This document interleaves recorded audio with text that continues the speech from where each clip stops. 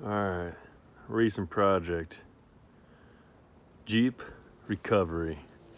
Here we have a 96 Grand Cherokee with a moldy oak interior. Beautiful. Got the sunroof, pretty key. Climate control is beautiful. I mean, check that out. Check that out. Woo-wee. Beautiful. Minimal New England rust. Barely noticeable. Pretty cool stuff here. Moldy oak, they call it. Blends right into the outside. Got them gold wheels, baby. Woo!